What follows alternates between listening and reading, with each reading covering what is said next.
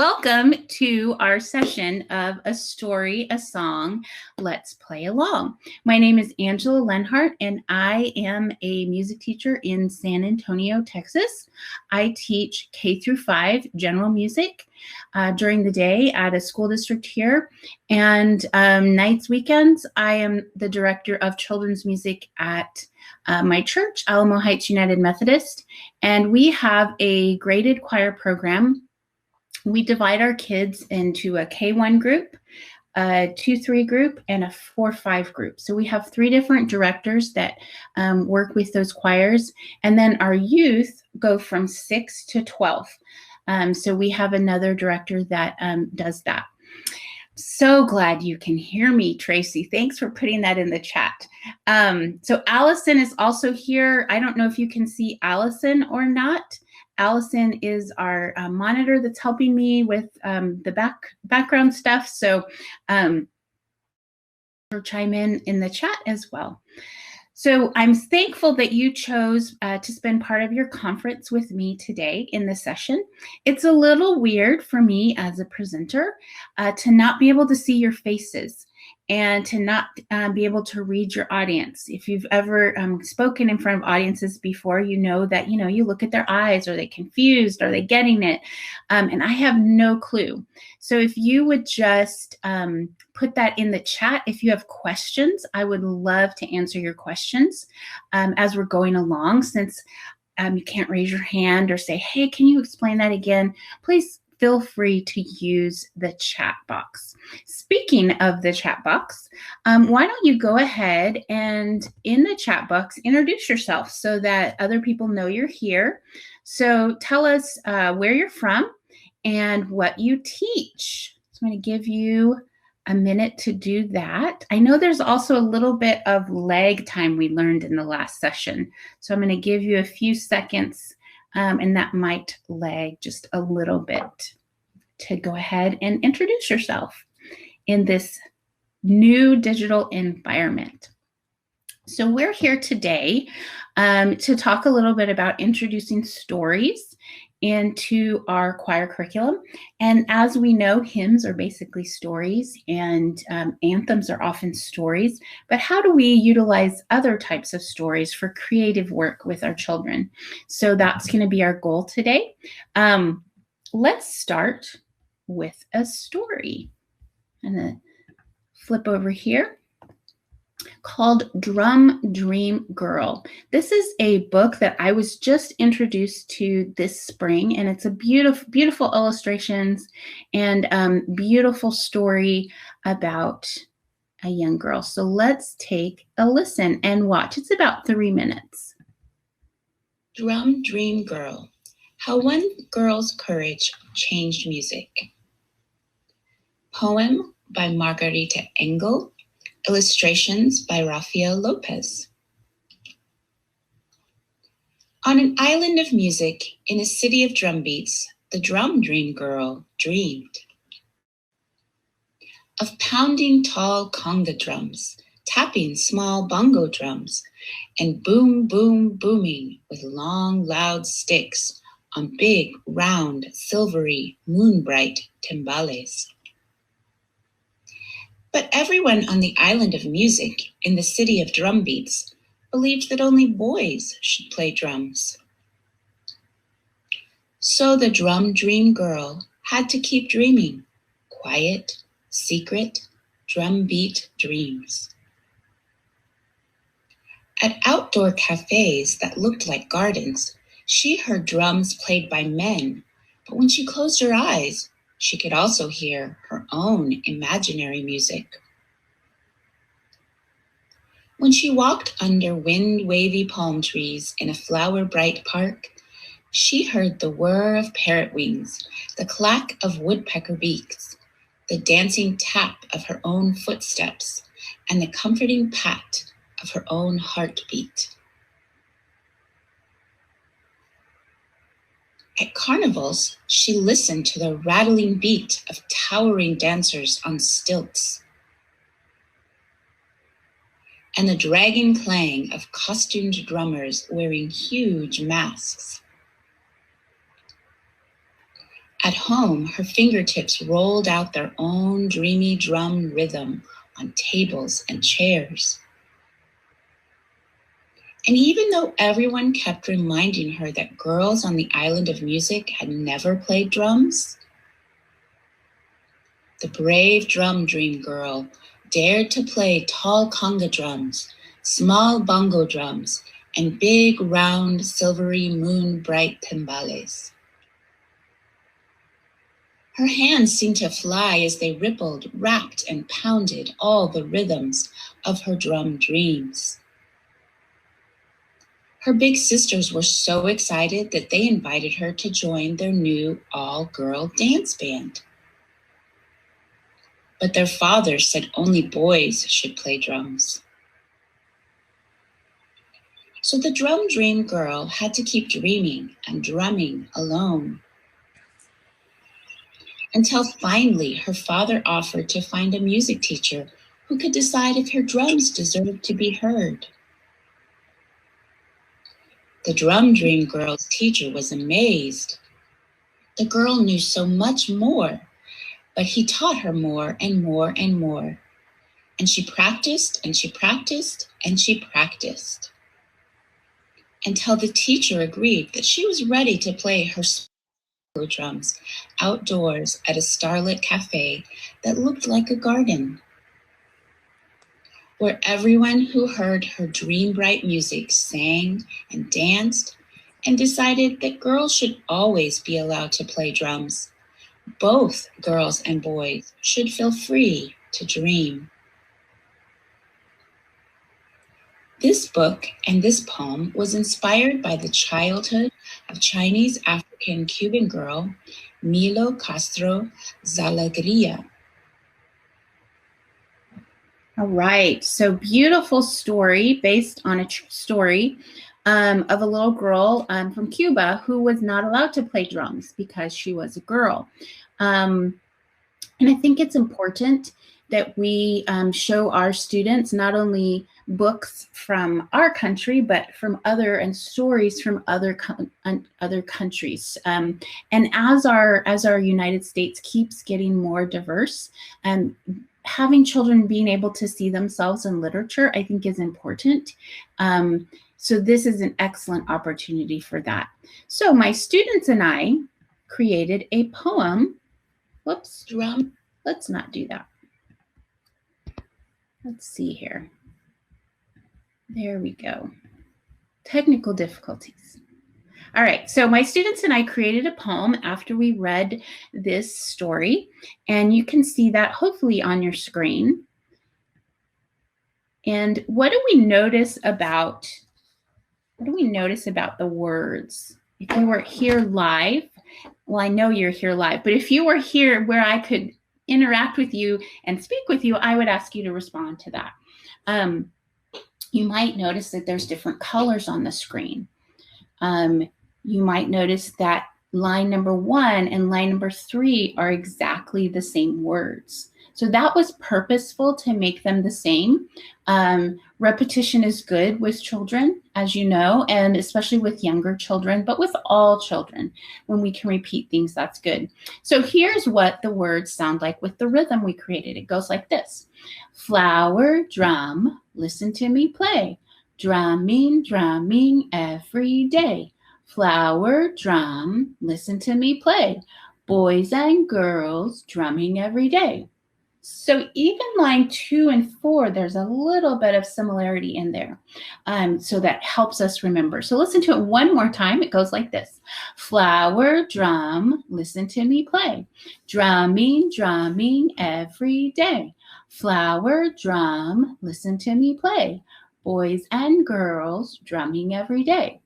So with my students, I would do what I just did with you. I'd have them listen, tell me what they noticed, and then I would ask them to be my echo.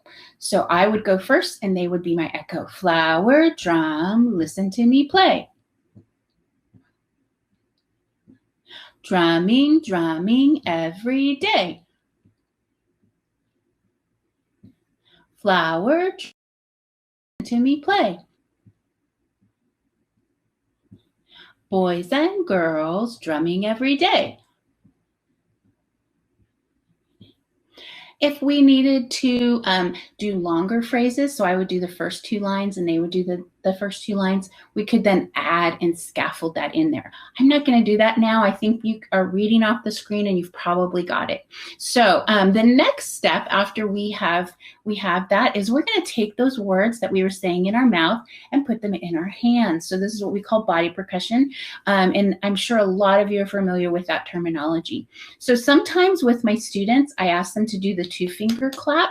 If I've got some heavy clappers, just a little tip there that if you've got some heavy clappers, that 2-finger might help you. So let's see if we can put the words that we were just saying and put them in our hands. Here we go.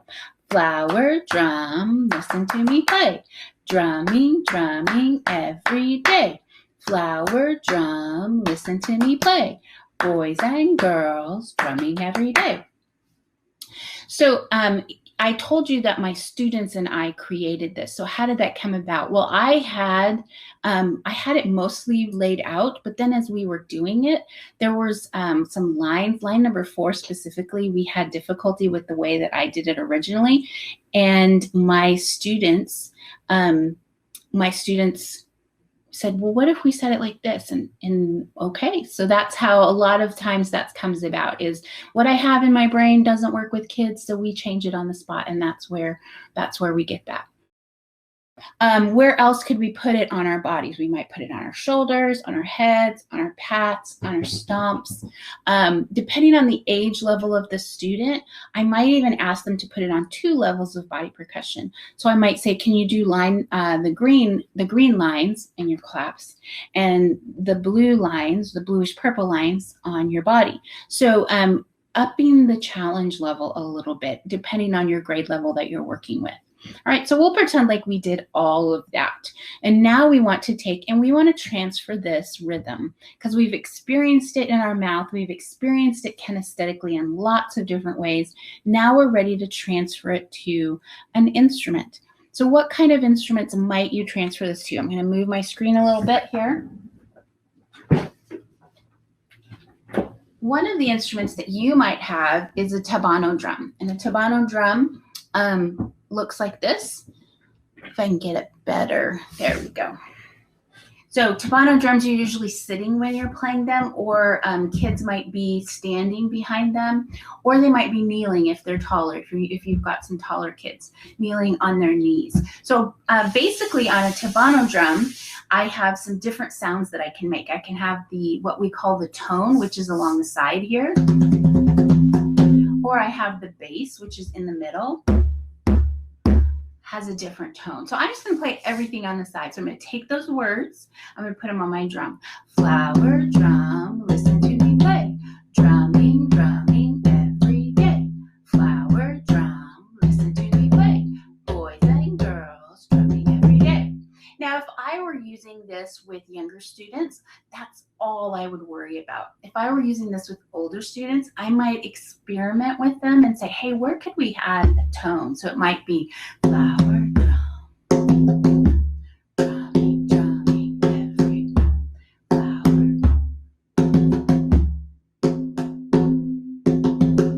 Okay, so we get those different sounds, but definitely not going to worry about that with my younger students. So pre-K, kinder, first, second, not going to worry about that at all. What if I don't have these beautiful tabano drums? Not a problem. I could also put it on a hand drum. So same sort of thing. Now, I tell my kids when they're holding their hand drum, they want to hook their drum on there and then wrap their hand around. Use their muscles to hold it up. Because if I hold it like this, I could, when I'm playing it, I play too hard and it falls on the ground. So it doesn't matter which hand you use, whatever feels comfortable to you, but you just have to use your muscles. All right, so lots of different sounds I could make. Well, we could do a whole session on drumming. That would be super cool. But that's not what we're doing, so we're going to keep going. So flower, drum, flower, drum, listen to me play. Boys and girls. So we're just playing on the edge. I could play on this edge, I could play up, I could play play in the middle, lots of different choices. What if I don't have that? Well, rhythm sticks, wood blocks, all of that works. All of that works. So this is basically a rhythm activity. If I were to notate this rhythm, you would see that the rhythm is much harder than students are able to read. They couldn't read the notation, but these words, not a problem. And that's okay. It doesn't always have to be about reading the notation or reading the rhythm. It can be about the experience in it. So this is our, well, let's call this our A section. So the A section of our song. So where could I go next? The story, the body percussion, and maybe even transferring would be in one lesson. I might just do the story and the body percussion and call it good, and then come in the next lesson to look at adding those instruments. So you just kind of have to, what else is in your rehearsal plan? What else is in your schedule that you need to cover? So where can I go from here? Well, iconic rhythm reading is great with younger students. And I have flower, which has how many sounds? It has 2 sounds, so flower. And I have drum, which has 1 sound. So what I'm going to do here is I'm going to create a rhythm pattern. And if we were live face-to-face, I would have you come and do this. But since we're not, I'm just going to do it for us. So the new pattern that I have is flower, flower, drum, drum. What if I did this pattern? Ready, go. Flower, drum, drum, drum. I kind of like that, but I think I might like this. Flower, drum, flower, drum. Right, so you get the idea that we're just moving icons around so that we can have that different rhythm. So this would be the B section of our song, this composition portion. So I would put on my drum, flower, drum, listen to me play. Drumming, drumming every day. Flower, drum, listen to me play. Boys and girls drumming every day. And then we would go right into that B section. Flower, drum, flower, flower.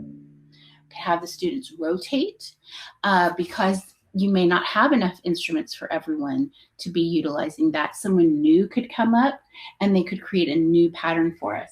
Now I'm doing this on the computer today, but what if in my rehearsal space I don't have computer access? Cards. These pictures I found online. I just, Googled flower, drum, and came up with those icons. So taking those and putting them on a, just a piece of paper with ticky tack in the back, or a magnet. If you've got a magnetic board, the kids can just easily move those around to create new patterns. Another opportunity for you for student creativity and composition is you could take and print those. You can probably get 4 to 6 on an 8.5 by 11 piece of paper, and then cut those out, put them in a little Ziploc baggie, and then each student has their own individual, I'm going to create 4 pictures. And what does that sound like? So they're practicing reading rhythms in an iconic format. They're practicing creating new ideas, and can they track and follow that? Obviously, for our younger students, we're going to need to be helping them with that tracking as they go across. But that's okay. That's how we learn, is by practicing that. So using this story as a rhythm activity is a great opportunity. What else could I do with this story? Obviously, it was about drums, so we used drums. But could I do something else with this story? I could take and create a melody with this story. I could use the flower drum section of the A, and instead of just playing it on my drums, I could play it on a melody instrument.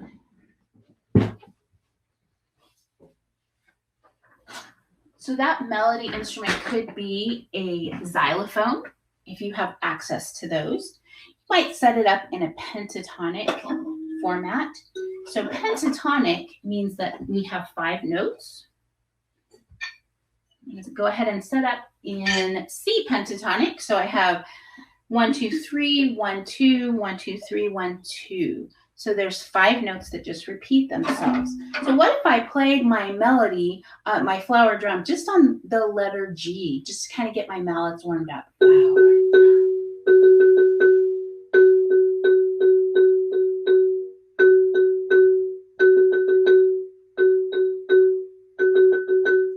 Okay, so I could just play that. I usually have my students just pick one note to do it first, and then we expand. So what if I use these 3 notes, C, D, and E, to play my song? I can use any note. Flower drum, listen to me play. Drum, drum, every day. Flower drum. That might be something. What if I expanded and used my whole 5 notes?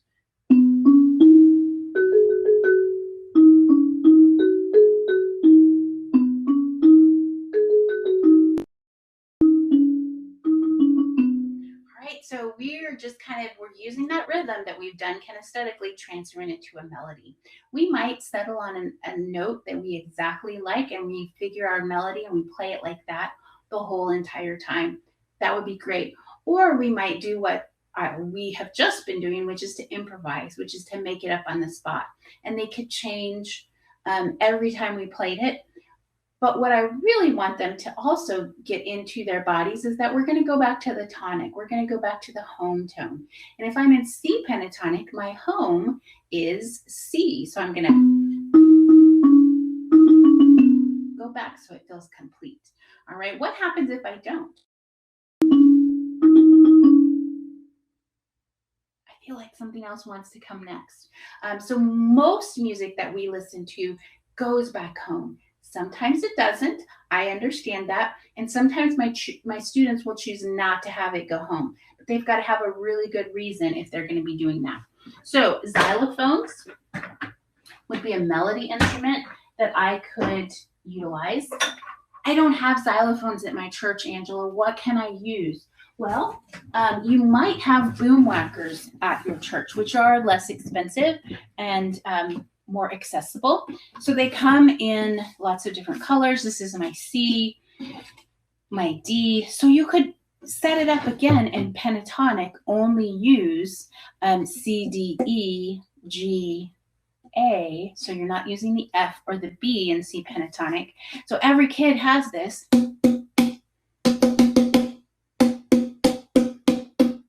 Maybe, these 2 colors play the top line. These 2 colors play the bottom line. So you can, set that up in a chord structure to create your melody as well. Could you still use that B section where they've created? Of course, that would be a fabulous thing.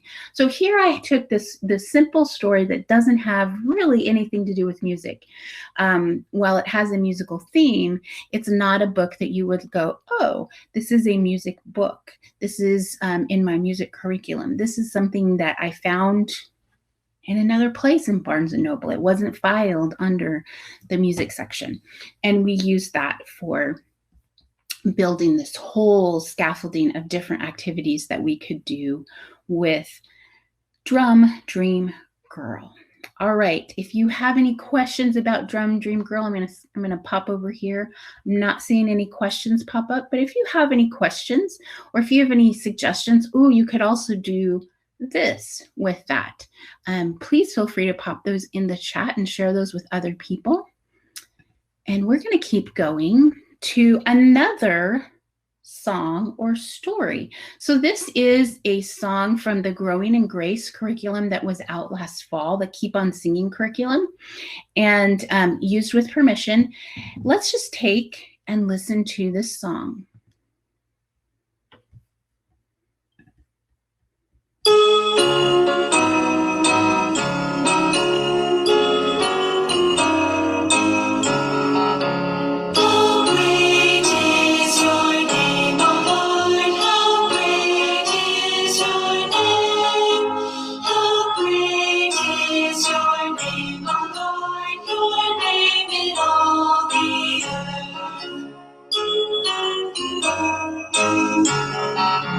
How great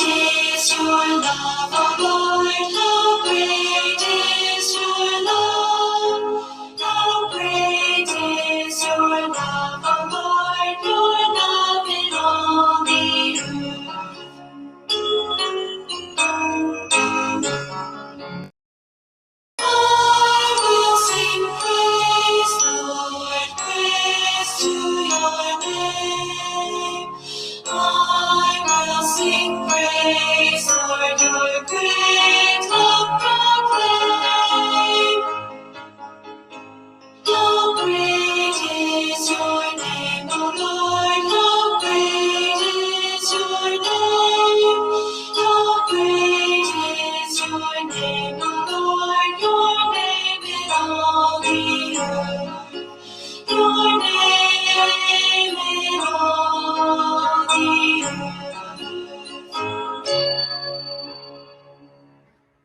All right, so maybe some of you are familiar with that piece. Whoops, I keep doing that, don't I? There we go. So let's take a minute. Maybe some of you are familiar with that piece. You used it in the fall with your students, or it may be a new piece for you. So wonderful piece that was in A, B, A form. So utilizing that, we could talk about the form. This is just a great piece to sing, a great piece to utilize with our choirs, but how can we build and scaffold off of that? So on the screen, you see that I've brainstormed some list of names of God. And if I were with my students, I wouldn't have this whole list up here. I would say that to them, what are some names of God that you know besides God? And we would see how many they knew. Now, if I were doing this with younger students, there would be many fewer names up here. If you were doing this with older students, you could probably get some of those more challenging names that they would have heard of. El Shaddai, Yahweh. Probably not going to get those responses with your younger students. Maybe, but just keep that in mind, that this activity that we're looking at could be used with younger students or older students, depending on how you use it and how you scaffold it. So keep that in mind when you're scaffolding that, oh, I could make it more challenging this way. I could simplify it this way. So we've brainstormed a list of names of God. Now I want us to choose 4 names. So go ahead and use the chat and somebody type in a name for me off this list, or not off this list, just a name that we could use for God. Let's see if we could come up with some names. I know there's a lag time, so I'm going to give you a few seconds to do that.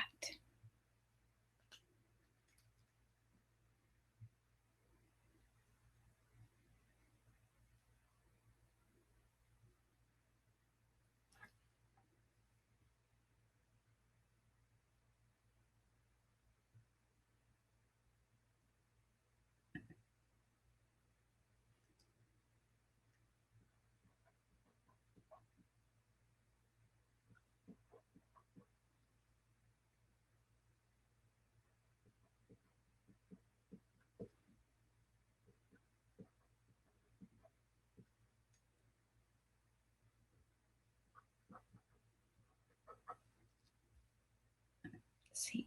Oh, Savior, good one.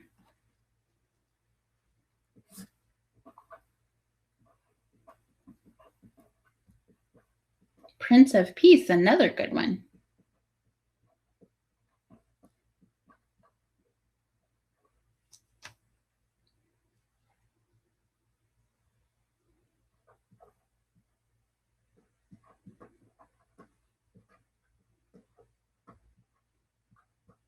Okay, thank you. These are great. Thank you for interacting. This makes the session much more interesting for me and hopefully for you. So I've taken some of your suggestions off of the chat, and we're going to create what we call a word chain. So we're going to just chain those words together. So Savior, Prince of Peace, Jehovah, Abba, Father. And I know that I took more than 4 words, but I made it fit within these 4. So Savior, Prince of Peace, Jehovah, Abba, Father. I think I said Jehovah. Jehovah. So sorry. I don't know who Jehovah is. Savior, Prince of Peace, Jehovah, Abba, Father. Can you say that with me? Ready? Here we go. Savior, Prince of Peace, Jehovah, Abba, Father. So that fit within my structure of these 4 big beats, Again, I'm not worried about the notation right now. I'm worried about the experience. I want my students to experience this. So whatever words you came up with, you could use as long as they fit within the structure. So let's try some different ones. Counselor, Master, Emmanuel. So that one, I only used 3 words, but it fit within this structure. Counselor, Master, Emmanuel. So my goal with my students is we're going to do several of these together as a whole class. With my younger students, so we're talking pre-K, K1, 2, we're going to make a class composition. With my older students, I can then, after we've practiced this, I can divide them into smaller groups and they can create their own. So here's an example of how you can differentiate for your younger students versus your older students. So let's pretend like we're in a younger group and we are going to do that all together. Let's use this one. Counselor, Master, Emmanuel. Counselor, Master, Emmanuel. Okay, so we've done it. I kind of lots of times like to repeat things because it feels like I want to do it again. So can I say those words and clap those words? Counselor, Master, Emmanuel. Counselor, Master, Emmanuel. Oh, can I pat it right here? Counselor, Master, Emmanuel. Counselor, Pastor, Emmanuel, or pastor or master. So all we are doing here is experiencing those rhythms and putting that into a word chain.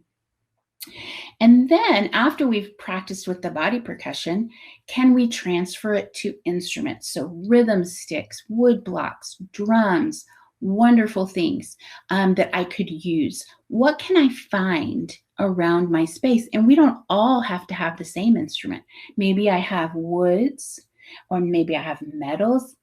Use what you have. Use what you have. Last year with COVID teaching, I know that many schools and many churches were using music kits that they had created, things like dowel rods and paper plates for drums and egg shakers or tennis balls that had been turned into egg shakers, pool noodles that we cut and used for scrapers. So even if you don't have access to what traditional instruments might look like, you can find what we would call found sounds and turn them into instruments. So I'm going to use my, I just have some mallets here as my rhythm sticks. Counselor, Master, Emmanuel. Counselor, Master, Emmanuel. All right, so push save on your brain. I tell my students all the time, we're going to save that and we're going to come back to it later. On another rehearsal, we could come back and we could look at this, which is just a poem about the names of Jesus. So you see this on your screen. Tell me the names of Jesus. How do you know him? What does it mean? Tell me the names of Jesus. Come along and say them with me. So we can use the word chains that we created in a couple of different ways. We can take our How Great Is Your Name song, and remember it was an A-B-A format. So we could sing, how great is your name, O Lord, how great is your name. How great is your name, O Lord, your name in all the earth. There's my. In the B section of your song, instead of singing the words, you could do your word chain. Counselor, Master, Emmanuel. Counselor, Master, Emmanuel. And how many times you need to repeat that, you can figure that out based on how your word chain fits. And then go back to, how great is your name, O Lord. So here I've taken maybe a piece that I'm working on for worship in How Great Is Your Name, but I've created an opportunity for students to have a creative piece of choice and voice in their learning. Could I use that in a worship performance? Sure. Could I just use it as an in-class experience, but then for the B, we sing the normal B section? Sure. So lots of different pathways that we could take here. But let's then look at this poem, Tell Me the Names of Jesus. Listen to it one more time. I know it's on the screen and most of you are probably reading it, but listen to it one more time just to make sure you've got it in your brain. Tell me the names of Jesus. How do you know him? What does it mean? Tell me the names of Jesus. Come along and say them with me. Again, we would follow the same scaffolding steps of echoing parts and then taking those words and transferring them to our body percussion somewhere so that we have got it in our hearing, but we've also got it kinesthetically. And then we could also have the option of transferring it to instruments and creating a giant, maybe it's a giant rondo form. The tell me is the names of Jesus is our A section. And then this group over here does their word chain. And then we do the tell me the names of Jesus again. And then this group does their word chain, and then tell me the names of Jesus, and then this group does their word chain. So obviously something like that is if you were working with older students in your choir. Could I take this to actually figuring out the notation of the rhythms? Of course. I could say, okay, counselor. What would that be in notation? Depending on what system you used, would it be the ta-dee-ta or the ti-ti-ta? You could decode those rhythm patterns if that was your goal, is you really wanted them to know those rhythm patterns. For me, in a church setting, that is not as important to me. I want them to experience and have lots of opportunity to experience that. So that's an area you could go to, but you wouldn't necessarily have to. Could we take our word chains and turn them into melodies with older students? Sure.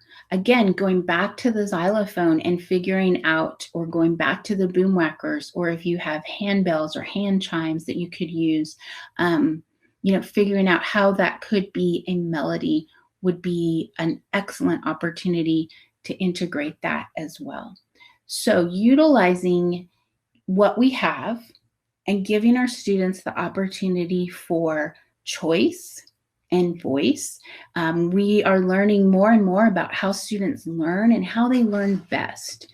And I am of the school or the thought process that students learn best by doing. And they learn best by exploring, by discovering sometimes on their own, by playing with materials. So playing with these words, playing with these rhythms before we're actually reading them, or before we actually see them in an octavo score, is something that we could use there. So here is an opportunity for utilizing stories and songs to play things, to explore and to discover, and to have those hands-on experience with our kids, rather than just, here's my octavo, here's my music. Okay, now get out the next octavo. Let's sing this one. Okay, let's get out the next one. I want to build in my rehearsals some time for them to play. And that play is purposeful play. It's not just random. It's I'm building their creative muscles and their creative skills, and we're pulling in those things. So I'm going to take a minute and let you go to the chat. And if there are any questions that you have in the chat, go ahead and enter those now while I am grabbing my other book.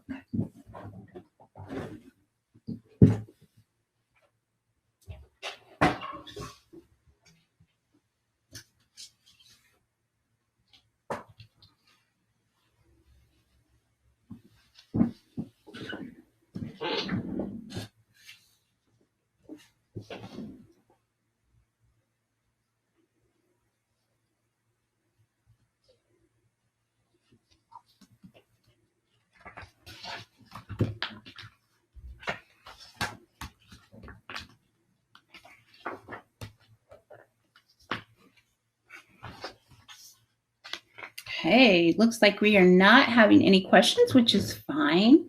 That is perfectly fine. Oh, we already did body percussion. A word that if you work with younger students, you probably already know that snapping is not easy for younger students. So when you see that, realize that with your pre-Ks, your kinders, your first, sometimes even your second graders, snapping is a real challenge. So a lot of times I will tell my students, oh, they say I can't snap. I'll say, oh, me neither. And I just pretend that I can't. I said, but I'm going to keep trying and I'm going to get it someday. And I'm going to get in there and get that. When you see materials that are written that have snaps in them that you're using for younger kids, just change it to a clap or a pat. That'll be something easier for them to handle. All right. So I don't forget, Growing in Grace, which the How Great Is Your Name came from Growing in Grace, is offering a promo code right now for 15% off of their materials. And Short Stories, Tall Truths is a curriculum that they have that has just come out. I am one of the writers for Growing in Grace. So for those of you that are like, why is she including this in there? Because they asked me to. And they have lots of great materials as well. Their We Can Sing, their Let All Children, their hymn studies, and their anthems are all good as well. So that promo code is 15% off anything, and that offer expires on July 31st. So just keep that in mind. I'm going to stop sharing my screen. There we go. And I am going to share a story with you that is not in my notes. So I went faster than my notes said, and we still have lots of time, so I can share some other things for you. So each peach, pear, plum I don't know if anyone has ever seen this story, but it is an older story, but it's super fun. By Janet and Alan Albert. They also have one about the Jolly Postman, which is just great fun because it has letters. He goes to deliver a postcard, and inside the book, there's actually a postcard. And he goes to deliver a handwritten letter, and there's actually a handwritten letter. That is a great one. So anyways, each peach, pear, plum, I spy Tom Thumb.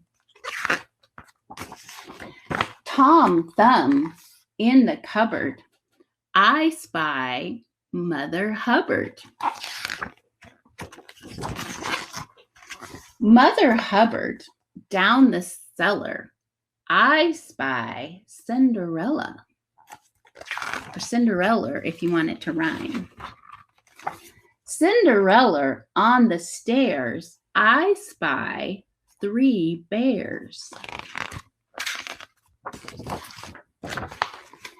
3 bears out hunting, I spy Baby Bunting. Baby Bunting fast asleep, I spy Bo Peep. Bo Peep up the hill, I spy Jack and Jill. Jack and Jill in the ditch, I spy the Wicked Witch. Wicked Witch over the wood, I spy Robin Hood. Robin Hood in his den, I spy the bears again. 3 bears still hunting, they spy Baby Bunting. Baby Bunting safe and dry, I spy Plum Pie. Plum Pie in the sun, I spy everyone. It's a great story that incorporates some familiar nursery rhymes that children may have heard in other places. And if not, then this is a fun opportunity to explore them. So what can I do with this story? With my younger students, it's fun to read the story, and it's kind of like an I Spy book. You know, do you see, who do you think is coming next? Do you remember this nursery rhyme? But taking those, I spy Tom Thumb, keeping that beat. So as the teacher is reading the story, can the students keep the beat in different places? And when you change the page, you're changing your beat. Okay, so an opportunity. How do I get kids to practice keeping the steady beat without just saying, let's practice the steady beat? Okay, let's practice the steady beat again. So utilizing things like literature that will keep them engaged. Students will read this more than once. A lot of times we get to think that, oh, because we're bored after one time, that they're going to be bored after one time, but they love to read things again. So just reading it once, like I did, what are some things that we noticed about the book? Rhyming words, especially with your younger kids. That's going to be, oh, there's rhyming words. But you know what? Even with my older kids, I find it interesting when I have a book sitting out in my classroom that I'm not planning on reading with them. And they'll come in, oh, do we get to read that story? Kids love stories. We forget that our fourth, our third, our fifth graders, they're still kids. They love to be read to. They love picture books. So if I used a picture book like this, I would have to find a way to make it cool or to make it interesting for them. So how could I do that? Well, taking this story and reading it and saying, oh, I have a story that our kinder and first graders or our pre-Ks just love. And I would like for us to take this story and turn it into something we could share with them. So kind of like a performance. And then, oh, we're performing for the little kids. Well, I can do nursery rhymes for the little kids. So then it's not so much that this is a baby book. It's I'm doing something for the babies in their mind. So taking each page, Tom Thumb in the cupboard, I spy Mother Hubbard. Are those words that they could they clock those rhythms? Sure. Could they take that and turn this into a drum piece? Let's pick, let's pick 2 pages and let's just do those 2 pages. Can I have a couple copies of this book. So this book, this is an all together book, but I have pages where I've just ripped out the pages and I've laminated them so that I could hand them to a group and say, okay, here's your 2 pages. Can you figure out how to play that on your instrument? And then what instrument would you like to use would be another pathway that I could choose. So each group, so we're going to choose the drums. Well, we're going to choose the boom whackers. Well, we're going to choose the, so giving them, again, choice and voice, I think is very important to our student learning. It doesn't always have to be about me telling them what they're doing. And then after they've practiced, can we put the story together? So this group who's playing the drums, I'm thumb in the cupboard, I spy Mother Hubbard. And they have the next page too. Mother Hubbard down the cellar, I spy Cinderella. Then the next group who decided to use boom whackers, they get to play Cinderella on the stairs, I spy the 3 bears. They also get to play the next 3 bears out hunting, I spy Baby Bunting. The next group, they chose to use wood blocks. Baby Bunting fast asleep, I spy Bo Peep. So you get the idea that what we're doing is we are having our older kids practice rhythms and practice playing those rhythms accurately, keeping a steady beat, teamwork, ensemble. But we're using something that our little kids would be familiar with. So it's showing, again, how I can use something down here. But what if I also teach older kids? Could I use that? What if I have a multi-age group? So I'm not just with the little kids and the big kids. I've got them all mixed together. We're a K-5 choir. Well, your kindergartners would love this. Your first graders would love this. Your fifth graders, you could still break into your groups but make sure that you have, older kids mixed with younger kids and do the, okay, we're going to play this on, you're the drum group, you're the boomwhacker group, so that those older kids help the younger kids play those rhythms that they're doing. So, again, this is not a story that you would go, oh, this is in the music section at the bookstore. This is a book that you would use in the music room. This was this is a really fun book. Oh, I could see steady beat with this, or I could see, utilizing instruments with this. So don't be afraid to go to your local library, your local bookstore, and just sit in the children's section and pull things off.